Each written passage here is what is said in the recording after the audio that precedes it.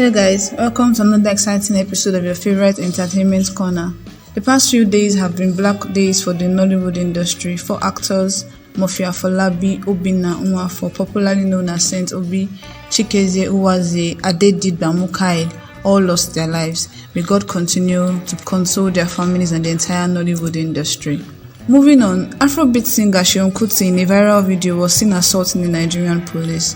Seun has however been detained in the police custody. The case has however been adjourned. Congratulatory messages have been falling in place for the world record holder for the longest cooking time, Hilda Basi, the Nigerian chef who cooked for 100 hours.